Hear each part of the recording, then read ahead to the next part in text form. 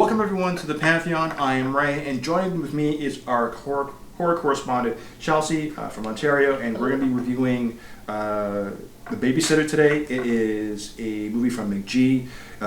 McG, for most of you, will know him from being the director for Charlie's Angels, the Drew Barrymore movie, and the writer is Brian Duffield. The last thing he wrote or did was a movie called Underwater with Kristen Stewart.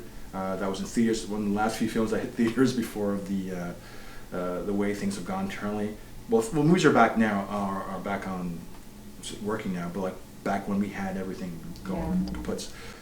The film The Babysitter. Okay, it's a Netflix exclusive, and I will say that it's about a before we get into the whole. Well, let's get into it. About a boy named Cole, played by Judah Lewis, and it's about him. His babysitter is part of a cult. It's in the trailer too, and it's a satanic cult, and he's trying to survive the night. Is probably the best way to describe it. Now, it's a slow burn, obviously, and we'll get into the slow burn, but because it's McG, it's his vision, his baby. The action is really, really intense. And if you watch the trailer for this, it's on YouTube, or you can watch the trailer on Netflix too. It's seeing everything you're seeing is there. It's not. There's no hidden. Like some commercials you watch, you don't see that. It's not actually in the movie. Yeah. Everything you're seeing in the actual trailer is in this film. The only thing is, it's probably the last third of the film. So what you're seeing, all the action, everything, it really comes together. And I think I don't know if you agree with this, but like in the commercial, if you don't remember the commercial, like some things the commercial shows too much. Yeah, I agree. And you don't know, like, okay, all the surprises are taken out. With this one, it's a hit and miss. I think it's a 80%. You're seeing everything that's really good, and then the 20% is like, okay, I didn't see that coming, or you don't know how I got there, so you can't even connect the dots. So in that sense, it's okay.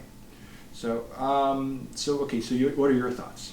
I personally attempted the movie 3 times, and first time fell asleep within like the first 10 minutes. Right. And then after it's like, okay, like I really gotta try it out. So then I tried it again, and it was like, I can't really make it past it. But honestly, the beginning where they go and they're sitting in their circle or whatever, and the babysitter has her friends or whatever.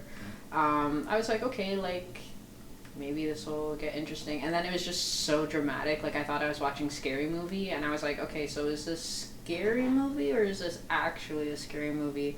And then continuing to go forward with it, I was like, okay, so now it's comedy. Like, is it comedic? And yeah, I wasn't buying it. And for the commercial, it really sold it. So like, it really did a good job at trying to bring the viewers, but the movie itself couldn't hold. No, I agree with that 100%. The problem I'm going to say with it is that the first 2/3 of it is basically it's a lead up. It's a slow burn, but it explains to you that this guy Cole, he has asthma. He's an outsider kind of thing. He's a geek. He's not a geek. He's socially inept. Like he has no friends. He's sort of ostracized with the group. His babysitter B, who's like the really cool babysitter, the hot babysitter, people respect her, and so by association, he can find an inner strength. And then recently find out she's a leader of a satanic cult who's doing weird stuff, right? Yeah. and basically it's like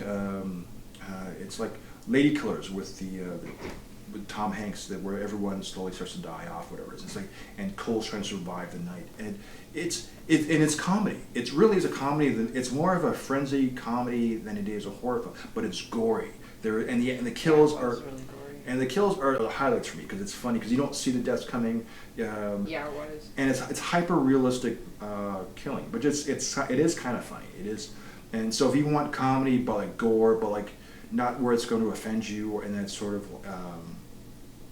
it's not going to offend you, but like it's so much comedy and it's an absurd an absurdist film that you forget that this film is like you kind of hope that the 2/3 it explains like where this kid's coming from, and then when you get into okay, here it is, it goes so fast. And the last 30 minutes of the movie is amazing, but the first hour of the movie, you're like, okay, there are payoffs with the boy is a bully for him. Like this is the kind of movie like if you're cooking or doing something, it's in the background. Yeah, perfect. Definitely background. Background type of stuff. All right, so that's it. Okay, so out of 5 stars, what would you rate this movie?